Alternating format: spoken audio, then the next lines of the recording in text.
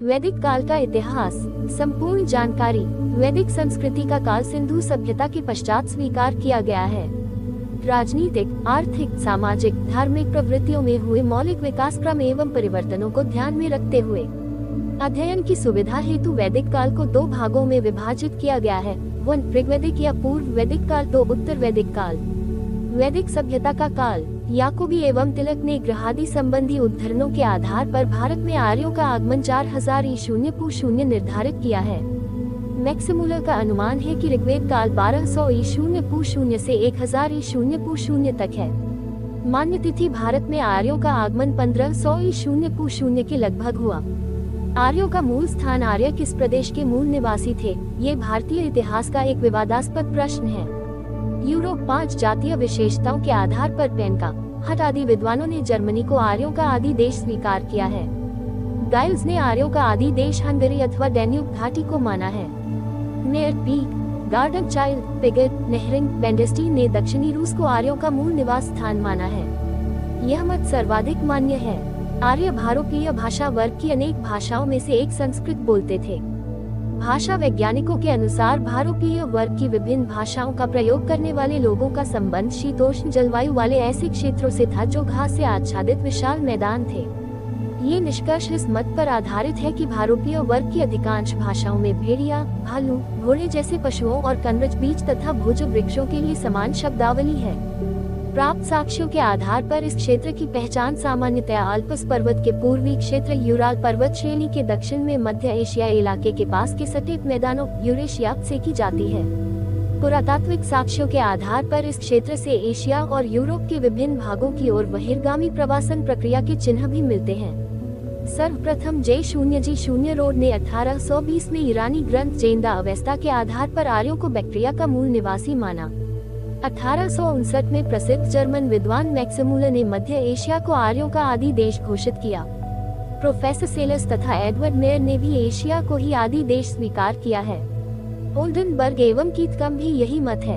मध्य Asia से प्राप्त पुरातात्विक साक्ष्य एशिया माइनर में बोगुचकोई नामक स्थान से लगभग 1400 ईशून्य पू शून्य का एक लेख मिला है, जिसमें मित्र, इंद्र, वरुण और नासत्य नामक वैदिक देवताओं का नाम लिखा हुआ है। शून्य अविनाश चंद्र ने सब सैंधव प्रदेश को आर्यों का मूल निवास स्थान माना। गंगानाथ झा के अनुसार आर्यों का आदि देश भारतवर्ष का ब्रह्मर्षि देश था। A0D0 कल्लू ने कश्मीर, D0S0 त्रिदेव ने मुल्तान के देविका प्रदेश तथा D0 राजबली पांडेय ने मध्य प्रदेश को आर्यों का आदि देश माना है। दयानंद सरस्वती ने तिब्बत को आर्यों का मूल निवास स्थान माना। बाल गंगाधर तिलक के अनुसार आर्यों का आदि देश उत्तरी ध्रुव था। वैदिक आर्यों को भौगोलिक विस्तार। आर्य सर्वप्रथम सब सैंधव प्रदेश में आकर बसे थे। आर्यों का भौगोलिक विस्तार जिस क्षेत्र में था उसमें अफगानिस्तान, पंजाब, राजस्थान, हरियाणा तथा वर्तमान उत्तर प्रदेश, गंगा नदी तक एवं यमुना नदी के पश्चिम के कुछ भाग सम्मिलित थे। अफगानिस्तान की अनेक नदियों का उल्लेख ऋग्वेद में है, जिनमें प्रमुख हैं कुबा, काबुल, सुवास्तु, स्वात, कुंभू, कुर्रम, कुमती, कोमाल। ऋग्वेद में आर्य निवास के लिए सर्वत्र सब सैंधव शब्द का प्रयोग हुआ है। इस क्षेत्र की 7 नदियों का उल्लेख ऋग्वेद में प्राप्त होता है। सिंधु, सरस्वती, शतुद्री, सतलज, विपासा, व्यास, परुष्णी, रावी, असिकनी, चिनाब और वितस्ता, झेलम। ऋग्वेद में गंगा नदी का 1 बार तथा यमुना नदी का 3 बार उल्लेख हुआ है। सरस्वती एवं दृष्टि नदियों के बीच का प्रदेश सबसे पुनीत समझा जाता था, जिसे ब्रह्मावट कहा गया है। जातीय एवं अंतरजातीय युद्ध। आर्यों के आपसी तथा यहाँ के मूल निवासी अनार्यों के साथ युद्धों के अनेक प्रमाण मिलते हैं। यदु और तुर्वस ऋग्वैदिक काल में आर्यों की 2 प्रधान जन थे। यदु का संबंध पशु या पर्श से था। तुर्वस ने पार्थिव नामक एक राजा के साथ युद्ध किया था। यदु और तुर्वस जन भारत में आने वाला नवागुंतक दल था। भरत जन इनसे प्राचीन था। आर्य इंद्र के उपासक थे और शायद 2 दलों में विभक्त थे। एक दल में सुंजय और भरत या त्रित्सु जन थे, जिनका यशोगान भारद्वाज के पुरोहित परिवार ने किया है। दूसरे दल में यदु, तुर्वस, द्रयु, अनु और पुरु नामक पंचजन थे। वैदिक साहित्य। वैदिक साहित्य के अंतर्गत 4 वेद ऋग्वेद, सामवेद, यजुर्वेद एवं अथर्ववेद, ब्राह्मण ग्रंथ, आरण्यक एवं उपनिषदों का परिगणन किया जाता है। वेदों का संकलन करता महर्षि कृष्ण द्वैपायन व्यास को माना जाता है। वेद शब्द संस्कृत के वेद धातु से बना है, जिसका अर्थ है ज्ञान प्राप्त करना या जानना। वेद त्रयी के अंतर्गत प्रथम तीनों वेद अर्थात ऋग्वेद, सामवेद तथा यजुर्वेद आते हैं। वेदों को अपौरुषेय कहा गया है। गुरु द्वारा शिष्यों को मौखिक रूप से कंठस्थ कराने के कारण वेदों को श्रुति की संज्ञा दी गई है। ऋग्वेद देवताओं की स्तुति से संबंधित रचनाओं का संग्रह है। ऋग्वेद मानव जाति की प्राचीनतम रचना मानी जाती है। ऋग्वेद 10 मंडलों में संगठित है। इसमें 2 से 7 तक के मंडल प्राचीनतम माने जाते हैं। प्रथम एवं दशम मंडल बाद में जोड़े गए माने जाते हैं। इसमें कुल 1028 सूक्त हैं। गृत्समत, विश्वामित्र, वामदेव, भारद्वाज, अत्रि और वशिष्ठ आदि के नाम ऋग्वेद के मंत्र रचयिताओं के रूप में मिलते हैं। मंत्र रचयिताओं में स्त्रियों के भी नाम मिलते हैं, जिनमें प्रमुख है लोपामुद्रा, घोषा, शची, पलोमी एवं कक्षावृत्ति आदि। विद्वानों के अनुसार ऋग्वेद की रचना पंजाब में हुई थी। ऋग्वेद की रचना काल के संबंध में विभिन्न विद्वानों ने भिन्न भिन्न मत प्रस्तुत किए हैं। मैक्सिमुला 1200 ईशून्य पूर्व शून्य से 1000 के बीच, जोकोबी तृतीय सहस्राब्दी ईशून्य पूर्व शून्य, बाल गंगाधर तिलक 6000 ईशून्य पूर्व शून्य के लगभग, विंटनिट्स 2500-200115001000 के बीच की अवधि ऋग्वैदिक काल की प्रामाणिक रचना अवधि के रूप में स्वीकृत है। ऋग्वेद का पाठ करने वाले ब्राह्मण को होत्र कहा गया है। यज्ञ के समय ये ऋग्वेद की ऋचाओं का पाठ करता था। अस्तोमा सद्गमय वाक्य ऋग्वेद से लिया गया है। यजुर्वेद, यजुः का अर्थ होता है यज्ञ। यजुर्वेद में अनेक प्रकार की यज्ञ विधियों का वर्णन किया गया है। इसे अध्वर्य वेद भी कहते हैं।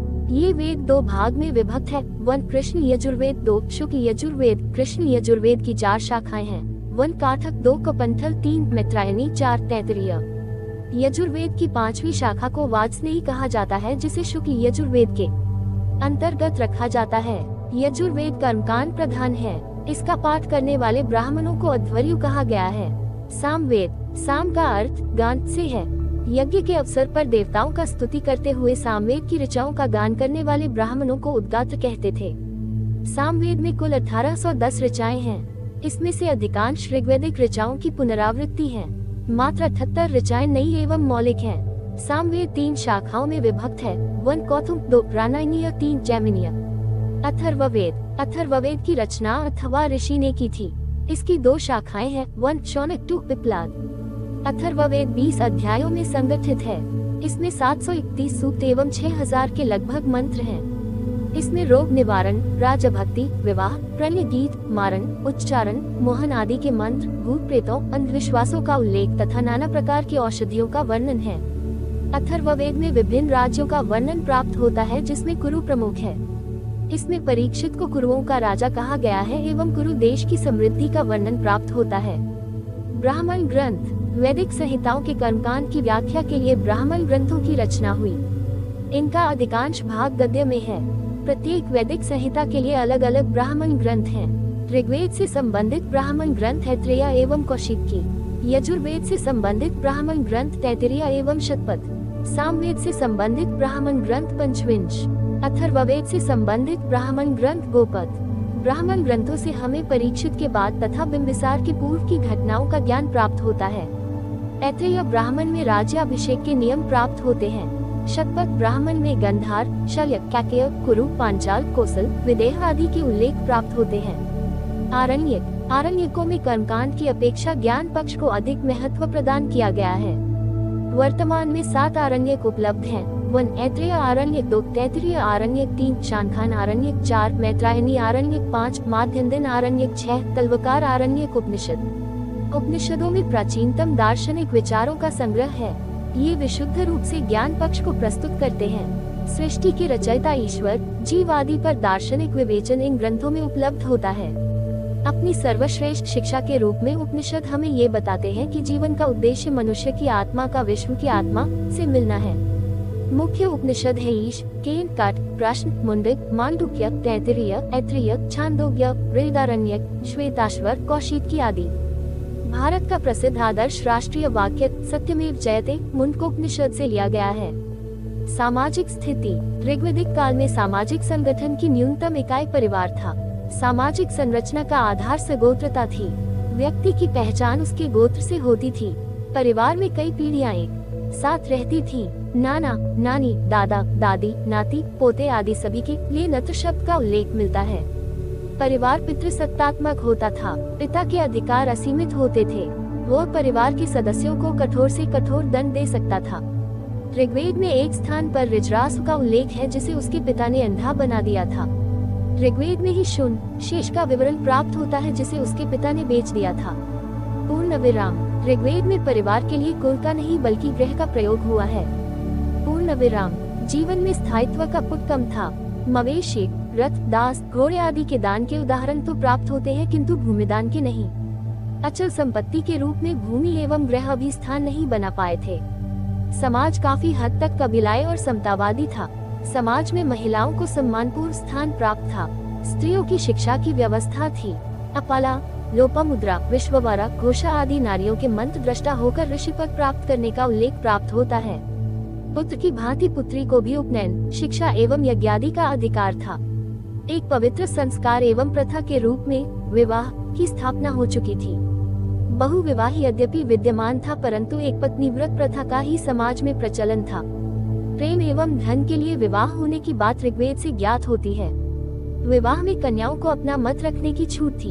कभी कभी कन्याएं लंबी उम्र तक या आजीवन ब्रह्मचर्य का पालन करती थी। इन्हें अमाजु कहते थे। ऋग्वेद में अंतरजातीय विवाहों पर प्रतिबंध नहीं था। वयस्क होने पर विवाह संपन्न होते थे। विवाह विच्छेद संभव था। विधवा विवाह का भी प्रचलन था। कन्या की विदाई के समय उपहार एवं द्रव्य दिए जाते थे जिसे वहतु कहते थे। स्त्रियां पुनर्विवाह कर सकती थीं। ऋग्वेद में उल्लेख आया है कि वशिष्ठ उनके पुरोहित हुए और त्रित्सुओं ने उन्नति की। भरत लोगों के राजवंश का नाम त्रित्सु मालूम पड़ता है, जिसके सबसे प्रसिद्ध प्रतिनिधि देवोदास और उसका पुत्र या पौत्र सुदास। ऋग्वेद महत्वपूर्ण नदी तथा क्रमशः सिंधु एवं सरस्वती सर्वाधिक पवित्र नदी, एकमात्र पर्वत मुजविंद, हिमाचल, प्रमुख देवता इंद्र। यज्ञ में बलि, यज्ञों में पशुओं के बलि का उल्लेख मिलता है। समाज पितृसत्तात्मक वर्ण व्यवस्था नहीं, स्त्रियों की दशा बेहतर, यज्ञों में भाग लेने एवं शिक्षा ग्रहण करने का अधिकार था। सामाजिक स्थिति, विधवा विवाह, अंतरजातीय विवाह, पुनर्विवाह, नियोग प्रथा का प्रचलन था। पर्दा प्रथा का प्रचलन नहीं था। वास, अधिवास और नीवी जन आर्य लोग जनों में विभक्त थे जिसका मुखिया राजा होता था। राजा जनता चुनती थी। मुख्य पदाधिकारी पुरोहित, सेनानी सभा वृद्धजनों की छोटी चुनी हुई। मृत्यु दंड प्रचलित था परंतु अधिकतर शारीरिक दंड दिया जाता था। अग्नि परीक्षा, जल परीक्षा, संतप्त पर परीक्षा के उदाहरण भी प्राप्त होते हैं। ऋग्वेद में जातीय युद्ध के अनेक उदाहरण प्राप्त होते हैं। एक युद्ध में सूजयों ने तुर्वशों और उनके मित्र वृचिवतों की सेनाओं को छिन्न भिन्न कर दिया। दाशराज्ञ युद्ध, दाशराज्ञ युद्ध में भरत जन के राजन सुदास ने 10 राजाओं के एक संघ को पराजित किया था। ये युद्ध परुष्णी रावी नदी के किनारे हुआ था। युद्ध का कारण ये था कि प्रारंभ में विश्वामित्र भरत जन के पुरोहित थे। विश्वामित्र की ही प्रेरणा से भरतों ने पंजाब में विपासा और शतुद्री को जीता था, परंतु बाद में सुदास ने वशिष्ठ को अपना पुरोहित नियुक्त किया। विश्वामित्र ने 10 राजाओं का एक संघ बनाया और सुदास के खिलाफ युद्ध घोषित कर दिया। इस युद्ध में 5 आर्य जातियों के कबीले थे और 5 आर्येतर जनों के। इसी युद्ध में विजय के पश्चात भरत जन, जिनके आधार पर इस देश का नाम भारत पड़ा, की प्रधानता स्थापित हुई। ऋग्वेदिक राजनीतिक अवस्था, राजनीतिक संगठन। ऋग्वेद में अनेक राजनीतिक संगठनों का उल्लेख मिलता है, यथा राष्ट्र, जन, विश्व एवं ग्राम। ऋग्वेद में यद्यपि राष्ट्र शब्द का उल्लेख प्राप्त होता है, परंतु ऐसा माना गया है कि भौगोलिक क्षेत्र विशेष पर आधारित स्थायी राज्यों का उदय अभी नहीं हुआ था। राष्ट्र में अनेक जन होते थे। जनों में पंचजन, अनु, द्रयु, यदु, तुर्वस एवं पुरु प्रसिद्ध थे। अन्य जन थे भारत, त्रित्सु, सुंजय, त्रिवी आदि। जन संभवतः विश्व में विभक्त होते थे। विश एक कैंट या जिला के प्रधान को विशाम्पति कहा गया है। विश ग्रामों में विभक्त रहते थे। ग्राम का मुखिया ग्रामणी होता था। राजा, ऋग्वेद में राजा के लिए राजन, सम्राट, जन्य, गोप्ता आदि शब्दों का व्यवहार हुआ है। ऋग्वेदिक काल में सामान्यतः राजतंत्र का प्रचलन था। राजा का पद दैवी नहीं माना जाता था। ऋग्वेदिक काल में राजा का पद आनुवंशिक होता था, परंतु हमें समिति अथवा कबीलाई सभा द्वारा किए जाने वाले चुनावों के बारे में की सूचना मिलती है। ऋग्वेदिक काल में राजन एक प्रकार से कबीले का मुखिया होता था। राजपद पर राजा विधिवत अभिषिक्त होता था। राजा को जन्य गोपा कबीले का रक्षक कहा गया है। वह गोधन की रक्षा करता था, युद्ध का नेतृत्व करता था तथा कबीले की ओर से देवताओं की आराधना करता था। पूर्ण विराम। सभा, समिति एवं गण। ऋग्वेद में हमें सभा, समिति, विद्वत और गण जैसे कबीलाई परिषदों के उल्लेख मिलते हैं। इन परिषदों में जनता के हितों, सैनिक अभियानों और धार्मिक अनुष्ठानों के बारे में विचार विमर्श होता था।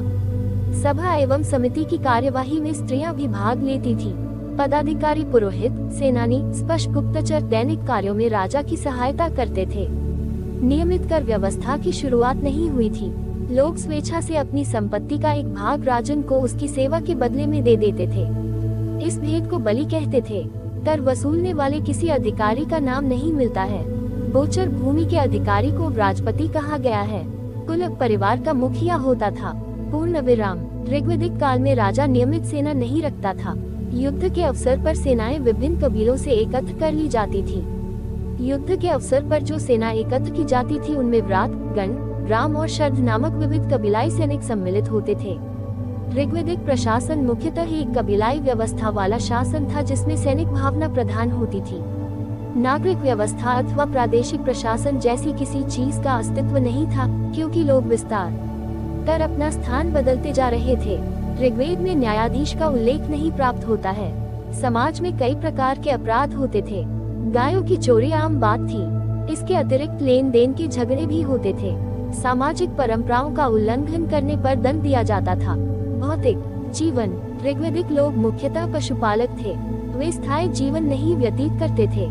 पशु ही संपत्ति की वस्तु समझे जाते थे। गवेषण, गोशु, गव्य आदि शब्दों का प्रयोग युद्ध के लिए किया जाता था। जनजीवन में युद्ध के वातावरण का बोलबाला था। लोग मिट्टी एवं घास फूस से बने मकानों में रहते थे। लोग लोहे से अपरिचित थे। कृष्णयस शब्द का सर्वप्रथम उल्लेख जैमिनी उपनिषद उत्तर वैदिक काल में मिलता है। ऋग्वैदिक लोग कोर वाली कुल्हाड़ियां, कांसे की कटारें और खड़गा का इस्तेमाल करते थे। तांबा राजस्थान की खेतरी खानों से प्राप्त किया जाता था। भारत में आर्यों की सफलता के कारण थे घोड़े, रथ और तांबे के बने कुछ हथियार। कृषि कार्यों की जानकारी लोगों को थी। भूमि को सुनियोजित पद्धति का नियोजित संपत्ति का रूप नहीं दिया गया था। विभिन्न शिल्पों की जानकारी भी प्राप्त होती है। ऋग्वेद से बढ़ई, रथकार, बुनकर, चर्मकार एवं कारीगर आदि शिल्पवर्ग की जानकारी प्राप्त होती है। हरियाणा के भगवानपुरा में 13 कमरों वाला एक मकान प्राप्त हुआ है। यहाँ 13 कमरों वाला एक मिट्टी का घर प्रकाश में आया है। यहाँ मिली वस्तुओं की तिथि का निर्धारण 1600 ईशून्य पू शून्य से 1000 ईशून्य पू शून्य तक किया गया है। ऋग्वेद कालीन संस्कृति ग्राम प्रधान थी। नगर स्थापना ऋग्वेद काल की विशेषता नहीं है। नियोग प्रथा के प्रचलन के संकेत भी ऋग्वेद से प्राप्त होते हैं, जिसके अंतर्गत पुत्र विहीन विधवा पुत्र प्राप्ति के निमित्त अपने देवर के साथ यौन संबंध स्थापित करती थी। ऋग्वैदिक काल में बाल विवाह नहीं होते थे। प्राय 16-17 वर्ष की आयु में विवाह होते थे। पर्दा प्रथा का प्रचलन नहीं था। सती प्रथा का भी प्रचलन नहीं था। स्त्रियों को राजनीति में भाग लेने का अधिकार नहीं था। अंत्येष्टि क्रिया पुत्रों द्वारा ही संपन्न की जाती थी, पुत्रियों द्वारा नहीं। स्त्रियों को संपत्ति संबंधी अधिकार नहीं थे। पिता की संपत्ति का अधिकारी पुत्र होता था, पुत्री नहीं। पिता पुत्र के अभाव में गोद लेने का अधिकारी था। वर्ण व्यवस्था एवं सामाजिक वर्गीकरण। ऋग्वेद कालीन समाज प्रारंभ में वर्ग विभेद से रहित था। जन के सभी सदस्यों की सामाजिक प्रतिष्ठा समान थी। ऋग्वेद में वर्ण शब्द कहीं कहीं रंग तथा कहीं कहीं व्यवसाय के रूप में प्रयुक्त हुआ। प्रारंभ में ऋग्वेद में तीनों वर्गों का उल्लेख प्राप्त होता है। ब्रह्म, क्षत्र तथा विषह ब्रह्मेय यज्ञों को संपन्न करवाते थे। हानि से रक्षा करने वाले क्षत्र क्षत्रिय कहलाते थे। शेष जनता विष कहलाती थी। इन तीनों वर्गों में कोई कठोरता नहीं थी। एक ही परिवार के लोग ब्रह्म, क्षत्र या विष हो सकते थे। ऋग्वैदिक काल में सामाजिक विभेद का सबसे बड़ा कारण था आर्यों का स्थानीय निवासियों पर विजय। आर्यों ने दासों और दस्युओं को जीतकर उन्हें गुलाम और शूद्र बना लिया। शूद्रों का सर्वप्रथम उल्लेख ऋग्वेद के 10वें मंडल पुरुष सूक्त में हुआ है। अतः ये प्रतीत होता है कि शूद्रों की उत्पत्ति ऋग्वैदिक काल के अंतिम चरण में हुई। DA0R0S0 शर्मा का विचार है कि शूद्र वर्ग में आर्य एवं अनार्य दोनों ही वर्गों के लोग सम्मिलित थे। आर्थिक तथा सामाजिक विषमताओं के फलस्वरूप समाज में उदित हुए। पूर्ण विराम। श्रमिक वर्ग की ही सामान्य संज्ञा शूद्र हो गई। पूर्ण विराम। ऋग्वेद के 10वें मंडल पुरुष सूक्त में वर्ण व्यवस्था की उत्पत्ति के दैवी सिद्धांत का वर्णन प्राप्त होता है। इसमें शूद्र शब्द का सर्वप्रथम उल्लेख करते हुए कहा गया है कि विराट पुरुष के मुख से ब्राह्मण, उसकी बाहुओं से क्षत्रिय, जंघाओं से वैश्य तथा पैरों से शूद्र उत्पन्न हुए। परंतु इस समय वर्गों में जटिलता नहीं आई थी तथा समाज के विभिन्न वर्ग या वर्ण या व्यवसाय पैतृक नहीं बने थे।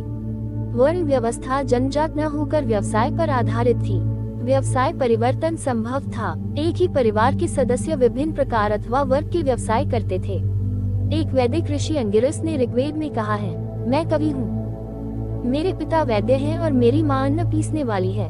अतः वर्ण व्यवस्था पारिवारिक सदस्यों के बीच भी अंत परिवर्तनीय थी। समाज में कोई भी विशेषाधिकार संपन्न वर्ग नहीं था। शूद्रों पर किसी तरह की अपात्रता नहीं लगाई गई थी। उनके साथ वैवाहिक संबंध अन्य वर्गों की तरह सामान्य था।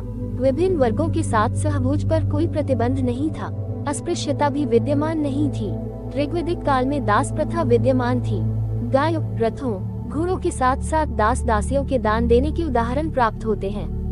धनी वर्ग में संभवतः घरेलू दास प्रथा ऐश्वर्य के एक स्रोत के रूप में विद्यमान थी, किंतु आर्थिक उत्पादन में दास प्रथा के प्रयोग की प्रथा प्रचलित न थी। ऋग्वैदिक आर्य मांसाहारी एवं शाकाहारी दोनों प्रकार के भोजन करते थे। भोजन में दूध, घी, दही, मधु, मांस आदि का प्रयोग होता था। नमक का उल्लेख ऋग्वेद में अप्राप्य है। पीने के लिए जल नदियों, निर्घरों, उत्स तथा कृत्रिम कूपों से प्राप्त किया जाता था। सोम भी एक पेय पदार्थ के रूप में प्रसिद्ध था। इस आह्लादक पेय की स्तुति में ऋग्वेद का 9वां मंडल भरा पड़ा है। सोम वस्तुतः एक पौधे का रस था जो हिमालय के मूजवंत नामक पर्वत पर मिलता था। इसका प्रयोग केवल धार्मिक उत्सवों पर होता था। सुरा भी पेय पदार्थ था, परंतु इसका पान वर्जित था। वस्त्र कपास, ऊन, रेशम एवं चमड़े के बनते थे। आर्य सिलाई से परिचित थे। गंधार प्रदेश बहन की ऊनों के लिए प्रसिद्ध था। पोशाक के 3 भाग थे। नीवी अर्थात कमर के नीचे पहना जाने वाला वस्त्र, वास अर्थात कमर के ऊपर पहना जाने वाला वस्त्र, अधिवास या अज्ञाद्रापी अर्थात ऊपर से धारण किया जाने वाला चादर या ओढ़नी। लोग स्वर्णाभूषणों का प्रयोग करते थे। स्त्री और पुरुष दोनों ही पगड़ी का प्रयोग करते थे। ऋग्वेद में नाई को वत्र कहा गया है।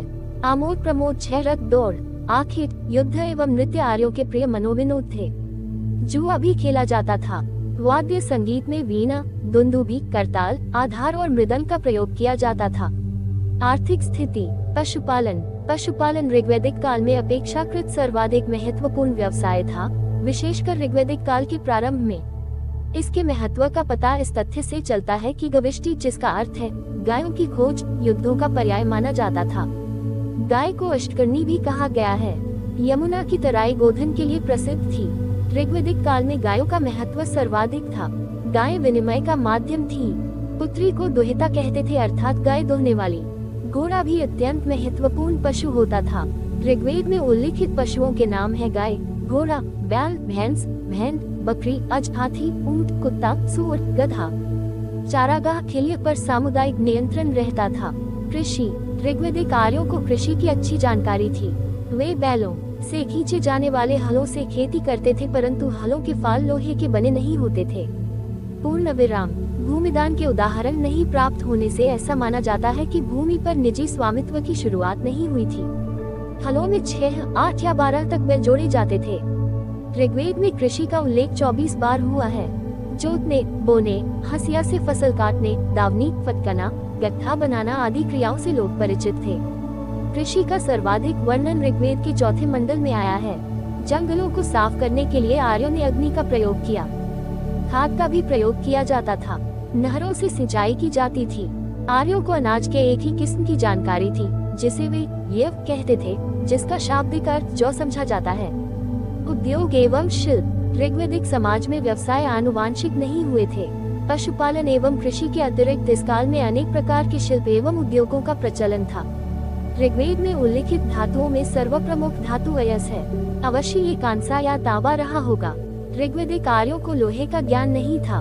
चांदी का भी प्रयोग संदिग्ध है। ऋग्वेद में जिन प्रमुख व्यवसायियों का उल्लेख प्राप्त होता है उनमें प्रमुख है तक्षा, पढ़ाई, धातु कर्मी, धातु का कार्य करने वाले स्वर्णकार, चर्मकार, वाइद, जुलाहे, कुंभकार, कुलाल आदि। बढ़ाई संभवतः शिल्पियों का मुखिया होता था। बुनाई का कार्य मुख्यतः ऊन तक ही सीमित था। सिंधु एवं गांधार प्रदेश ऊन के लिए प्रसिद्ध थे। ऋग्वेद में कपास या रुई का उल्लेख नहीं प्राप्त होता। तसर शब्द का प्रयोग करघे के लिए हुआ है। वस्त्रों के ऊपर कढ़ाई का काम करने वाली औरतों को पेशकारी कहा गया। लोग धातुओं को गलाने, उन्हें पीटकर विविध वस्तुएं बनाने का कार्य जानते थे। वैद्य, भिषक, नर्तक, नर्तकी, नायक, वात्र इत्यादि अन्य सामाजिक वर्ग थे। व्यापार, ऋग्वैदिक आर्य व्यापार में भी संलग्न रहते थे। व्यापार अधिकतर पनी लोगों के हाथ में था, जो अपनी कृपणता के लिए प्रसिद्ध थे। प्रधानतः व्यापार वस्तु विनिमय के माध्यम से होता था।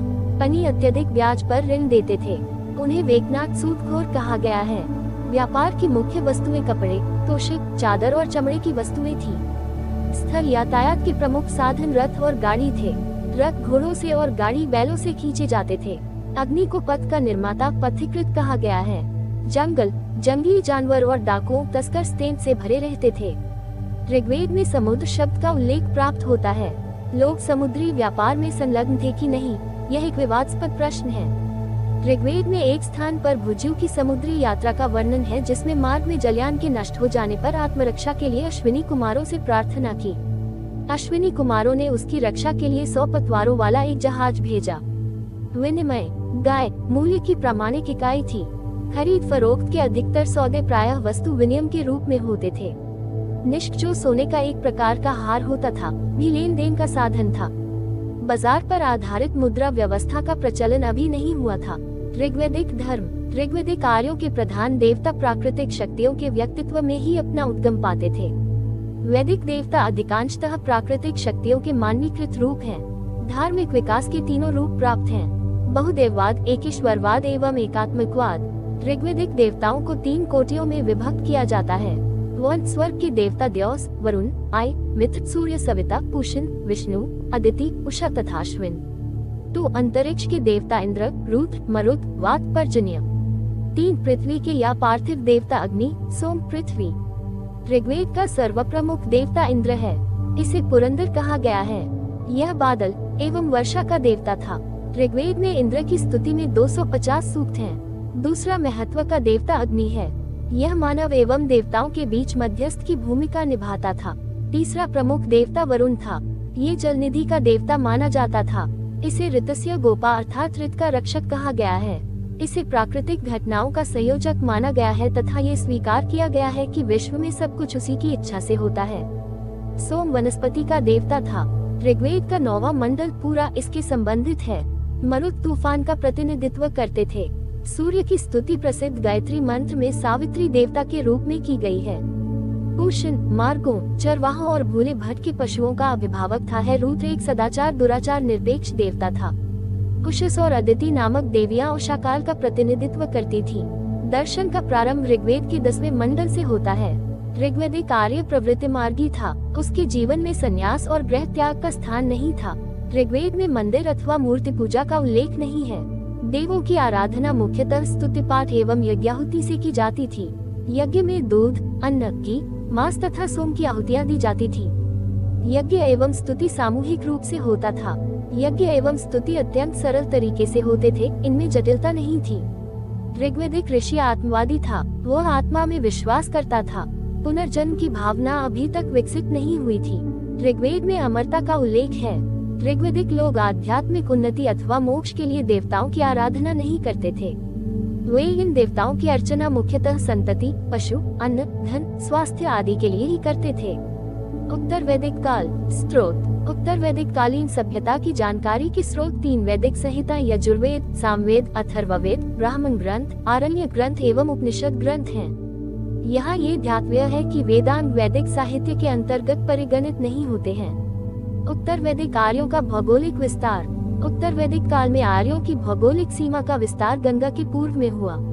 शतपथ ब्राह्मण में आर्यों के भौगोलिक विस्तार की आख्यायिका के अनुसार विदेक माधव ने वैश्वानर अग्नि को मुंह में धारण किया। धृत का नाम लेते ही वह अग्नि पृथ्वी पर गिर गया तथा सब कुछ जलाता हुआ पूर्व की तरफ बढ़ा।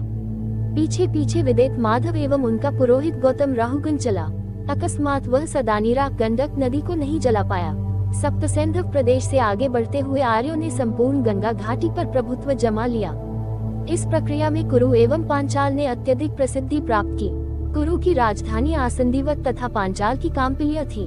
कुरु लोगों ने सरस्वती और दृशद्वती के अग्रभाग कुरुक्षेत्र और दिल्ली एवं मेरठ के जिलों को अधिकार में कर लिया। पांचाल लोगों ने वर्तमान उत्तर प्रदेश के अधिकांश भागों बरेली, बदायूं और फर्रुखाबाद जिलों पर अधिकार कर लिया। कुरु जाति कई छोटी छोटी जातियों के मिलने से बनी थी, जिनमें कुरुओं और भरतों के भी दल थे। पांचाल जाति कृषि जाति से निकली थी, जिसका सुंजयों और तुर्वशों का संबंध था। कुरुवंश में कई प्रतापी राजाओं के नाम अथर्ववेद एवं विभिन्न उत्तर वैदिक कालीन ग्रंथों में मिलते हैं। अथर्ववेद में प्राप्त एक स्तुति का नायक परीक्षित है, जिसे विश्वजनीन राजा कहा गया है। इसका पुत्र जन्मेजय था। पांचाल लोगों में भी प्रवाहन, जयवली एवं ऋषि आरुणि श्वेतकेतु जैसे प्रतापी नरेशों के नाम मिलते हैं। ये उच्च कोटि के दार्शनिक थे। उत्तर वैदिक काल में कुरु, पंचाल, कौशल, काशी तथा विदेह प्रमुख राज्य थे। आर्य सभ्यता का विस्तार उत्तर वैदिक काल में विंध्य में दक्षिण में नहीं हो पाया था। राजनीतिक स्थिति, राज्य संस्था, कबीलाई तत्व अब कमजोर हो गए तथा अनेक छोटे छोटे कबीले एक दूसरे में विलीन होकर बड़े क्षेत्रगत जनपदों को जन्म दे रहे थे। उदाहरणार्थ, पुरु एवं भरत मिलकर कुरु और तुर्वस एवं कृवि मिलकर पांचाल कहलाए। ऋग्वेद में इस बात के संकेत मिलते हैं कि राज्यों या जनपदों का आधार जाति या कबीला था, परंतु अब क्षेत्रीयता के तत्वों में वृद्धि हो रहा था। प्रारंभ में प्रत्येक प्रदेश को वहां बसे हुए कबीले का नाम दिया गया। आरंभ में पांचाल एक कबीले का नाम था, परंतु अब उत्तर वैदिक काल में यह एक क्षेत्रगत प्रदेश का नाम हो गया। तात्पर्य ये कि अब इस क्षेत्र पर चाहे जिस कबीले का प्रधान या चाहे जो भी राज्य करता, इसका नाम पांचाल ही रहता। विभिन्न प्रदेशों में आर्यों के स्थायी राज्य स्थापित हो गए। राष्ट्र शब्द, जो प्रदेश का सूचक है, पहली बार इसी काल में प्रकट होता है। उत्तर वैदिक काल में मध्य देश के राजा साधारणतः केवल राजा की उपाधि से ही संतुष्ट रहते थे। पूर्व के राजा सम्राट, दक्षिण के भोज, पश्चिम के स्वरा और उत्तरी जनपदों के शासक विराट कहलाते थे। उत्तर वैदिक काल के प्रमुख राज्यों में कुरु, पांचाल, दिल्ली, मेरठ और मथुरा के क्षेत्र पर कुरु लोग हस्तिनापुर से शासन करते थे। गंगा यमुना के संगम के पूर्व कौशल का राज्य स्थित था। कौशल के पूर्व में काशी राज्य था। विदेह नामक एक अन्य राज्य था जिसके राजा जनक कहलाते थे। गंगा के दक्षिणी भाग में विदेह के दक्षिण में मगध राज्य था। राज्य के आकार में वृद्धि के साथ ही साथ राजा के शक्ति और अधिकार में वृद्धि हुई। अब राजा अपनी सारी प्रजा का स्वतंत्र स्वामी होने का दावा करता था। शासन पद्धति राजतंत्रात्मक थी। राजा का पदम वंशानुगत होता था। यद्यपि जनता द्वारा राजा के चुनाव के उदाहरण भी प्राप्त होते हैं। राजा अब केवल जन या कबीले का रक्षक या नेता न होकर एक विस्तृत भाग का एक छत्र शासक होता था। राजपद की उत्पत्ति के सिद्धांत, उत्तर वैदिक साहित्य में राज्य एवं राजा के प्रादुर्भाव के विषय में अनेक सिद्धांत मिलते हैं। राजा के पद के जन्म के बारे में ऐत्रेय ब्राह्मण से सर्वप्रथम जानकारी मिलती है। सैनिक आवश्यकता का सिद्धांत, ऐत्रेय ब्राह्मण का उल्लेख है कि एक बार देवासुर संग्राम हुआ। बार बार पराजित होने के पश्चात सब इस निष्कर्ष पर पहुँचे कि राजा विहीन होने के कारण ही हमारी पराजय होती है। अतः उन्होंने सोम को अपना राजा बनाया और पुनः युद्ध किया। इस बार उनकी विजय हुई। अतः इससे ज्ञात होता है कि राजा का प्रादुर्भाव सैनिक आवश्यकताओं की पूर्ति के लिए हुआ था। तैत्तिरीय ब्राह्मण में भी इसी मत से संबंधित एक उल्लेख प्राप्त होता है। इसमें ये कहा गया है कि समस्त देवताओं ने मिलकर इंद्र को राजा बनाने का निश्चय किया, क्योंकि वह सबसे अधिक सबल और प्रतिभाशाली देवता था। पूर्ण विराम, दो समझौते का सिद्धांत, शतपथ ब्राह्मण में एक उल्लेख के अनुसार जब कभी अनावृष्टि काल होता है तो सबल निर्बल का उत्पीड़न करते हैं। इस दुर्वह परिस्थिति को दूर करने के लिए समाज ने अपने सबसे सबल और सुयोग्य सदस्य को राजा बनाया था और समझौते के अनुसार अपने असीम अधिकारों को राजा के प्रति समर्पित कर दिया। तीन दैवी सिद्धांत, उत्तर वैदिक काल में राजा को दैव पद भी दिया जाने लगा था। राजा की शक्ति और अधिकार, विभिन्न प्रकार के अनुष्ठानों ने राजा की शक्ति को बढ़ाया। कई तरह के लंबे और राजकीय यज्ञानुष्ठान प्रचलित हो गए। राजाओं का राज्याभिषेक होता था। राज्याभिषेक के समय राजा राजसूय यज्ञ करता था। ये यज्ञ सम्राट का पद प्राप्त करने के लिए किया जाता था तथा इससे यह माना जाता था कि इन यज्ञों से राजाओं को दिव्य शक्ति प्राप्त होती है। राजसूय यज्ञ में रलिन नामक अधिकारियों के घरों में देवताओं को बलि दी जाती थी। अश्वमेध यज्ञ 3 दिनों तक चलने वाला यज्ञ होता था। समझा जाता था कि अश्वमेध अनुष्ठान से विजय और संप्रभुता की प्राप्ति होती है। अश्वमेध यज्ञ में घोड़ा प्रयुक्त होता था। वाजपेय यज्ञ में, जो 17 दिनों तक चलता था, राजा की अपने सगोत्रीय बंधुओं के साथ रथ की दौड़ होती थी। राजा देवता का प्रतीक समझा जाता था। अथर्ववेद में राजा परीक्षित को मृत्युलोक का देवता कहा गया है। राजा के प्रधान कार्य सैनिक और न्याय संबंधी होते थे। वह अपनी प्रजा और कानूनों का रक्षक तथा शत्रुओं का संहारक था। राजा स्वयं दंड से मुक्त था, परंतु वह राजदंड का उपयोग करता था। सिद्धांततः राजा निरंकुश होता था, परंतु राज्य की स्वेच्छाचारिता कई प्रकार से मर्यादित रहती थी। उदाहरणार्थ, राजा के वरण में जनता की सहमति की उपेक्षा नहीं हो सकती थी। 2 अभिषेक के समय राज्य के स्वायत्त अधिकारों पर लगाई गई मर्यादाओं का निर्वाह करना राजा का कर्तव्य होता था। 3 राजा को राजकार्य के लिए मंत्री परिषद पर निर्भर रहना पड़ता था। 4 सभा और समिति नामक 2 संस्थाएं राजा के निरंकुश होने पर रोक लगाती थी। 5 राजा की निरंकुशता पर सबसे बड़ा अंकुश धर्म का होता था। अथर्ववेद के कुछ सूक्तों से पता चलता है कि राजा जनता की भक्ति और समर्थन प्राप्त करने के लिए लालायित रहता था। कुछ मंत्रों से पता चलता है कि अन्यायी राजाओं को प्रजा दंड दे सकती थी तथा उन्हें राज्य से बहिष्कृत कर सकती थी। कुरुवंशीय परीक्षित, जन्मेजय तथा पांचाल वंश के राजाओं प्रवाहन, जैवली, अरुणी एवं श्वेतकेतु के समृद्धि के बारे में जानकारी अथर्ववेद में मिलती है। राजा का निर्वाचन, अनेक वैदिक साक्ष्यों से हमें राजा के निर्वाचन की सूचना प्राप्त होती है। अथर्ववेद में एक स्थान पर राजा के निर्वाचन की सूचना प्राप्त होती है। राज्याभिषेक के अवसरों पर राजा रत्नियों के घर जाता था। शतपथ ब्राह्मण में रत्नियों की संख्या 11 दी गई है। वन सेनानी 2, पुरोहित 3, युवराज 4, महिषी 5, सूत 6, ब्राह्मणी 7, क्षत्ता 8, संग्रहिता कोषाध्यक्ष 9, भागत कर संग्रहकर्ता 10, अक्षवाप पासे के खेल में राजा का सहयोगी 11, पालागल राजा का मित्र और विदूषक। राज्याभिषेक में 17 प्रकार के जलों से राजा का अभिषेक किया जाता था। प्रशासनिक संस्थाएं, उत्तर वैदिक काल में जन परिषदों, सभा, समिति, विदत का महत्व कम हो गया। राजा की शक्ति बढ़ने के साथ ही साथ इनके अधिकारों में काफी गिरावट आई। विदत पूर्णतया लुप्त हो गए थे। सभा, समिति का अस्तित्व था, परंतु या तो इनके पास कोई अधिकार शेष नहीं था या इन पर संपत्तिशाली एवं धनी लोगों का अधिकार हो गया था। स्त्रियां अब सभा समिति में भाग नहीं ले पाती थी। पदाधिकारी, पुरोहित, सेनानी एवं ग्रामीणी के अलावा उत्तर वैदिक कालीन ग्रंथों में हमें संग्रहित, कोषाध्यक्ष, भागदूत, कर संग्रह करने वाला, सूत, राजकीय चारण, कवि या रथवाहक, क्षतु, अक्षवाप, जुए का निरीक्षक, गोविकर्तन, आखेट में राजा का साथी, पालागल जैसे कर्मचारियों का उल्लेख प्राप्त होता है। सचिव नामक उपाधि का उल्लेख भी मिलता है, जो आगे चलकर मंत्रियों के लिए प्रयुक्त हुई है। उत्तर वैदिक काल के अंत तक में बलि और शुल्क के रूप में नियमित रूप से कर देना लगभग अनिवार्य बनता जा रहा। राजा न्याय का सर्वोच्च अधिकारी होता था। अपराध संबंधी मुकदमों में व्यक्तिगत प्रतिशोध का स्थान था। न्याय में दैवीय न्याय का व्यवहार भी होता था। निम्न स्तर पर प्रशासन एवं न्याय कार्य ग्राम पंचायतों के जिम्मे था, जो स्थानीय झगड़ों का फैसला करती थी।